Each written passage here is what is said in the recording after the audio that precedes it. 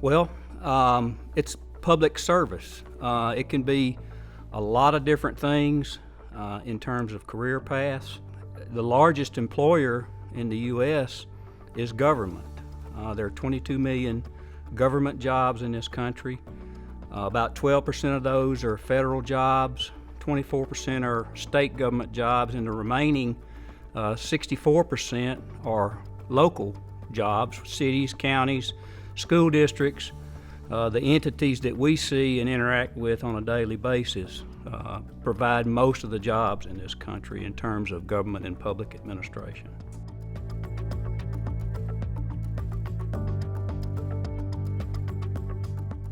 Well, as we've been talking about the fact that government is such a wide field, first of all, if I was a student, I would think about what interests me, whether that's a job outdoors, which could be something like a park ranger, whether that's a job related to public safety, which that could be fire, rescue, law enforcement, whether that's a job related to the courts, and there are all kinds of things related to courts, whether that be lawyers as far as judges are concerned, or clerks, or individuals that interact with the courts that help people that may have issues in their life and help them get those things straightened out.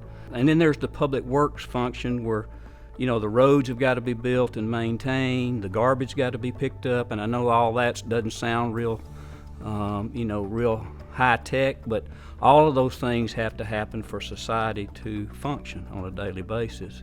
And there's some satisfaction for a lot of people in all those many different fields. So it's pretty much wide open, but I would take personally what am I interested in, and then look at the fields that are lined up with what your interests are.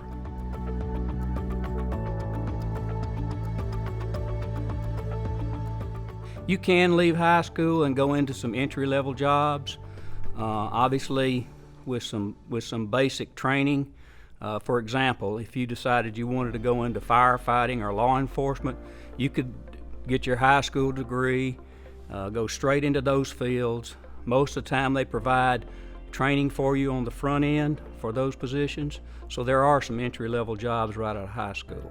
If you're going to talk about what you need to look at in terms of college for government and public administration, start right from the top with public administration as a career field or a major.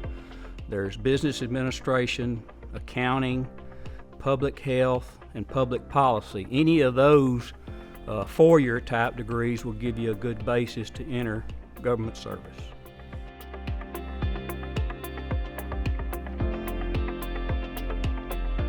Well, you gotta love working with people in your community, because everything you do in government and public administration affects the community, the things that go on, the services that are required to keep the society going from day to day. So you really got to have a servant's heart, in my opinion, to enter into government and public administration.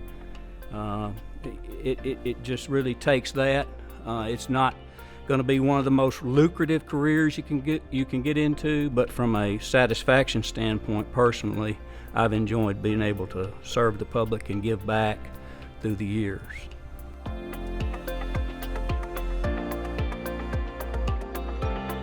The national average is in the range of 35,000 to 85,000 when you look at all the jobs today. So that's what, 60 grand average. Usually the entry-level jobs are around 30,000, and government jobs on the average nationwide, they top out at somewhere around 150,000.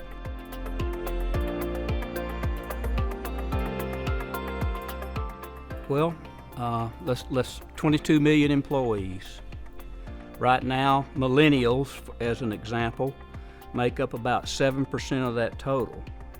But just in excess of 50% of that 22 million that are currently employed are mostly made up of people like myself who are getting ready to retire. So there's going to have to be a huge influx of individuals interested in filling these jobs in the very near future. So there's a lot of jobs that'll be opening up in the next 10, 15 years for those folks like myself that are going to be moving on.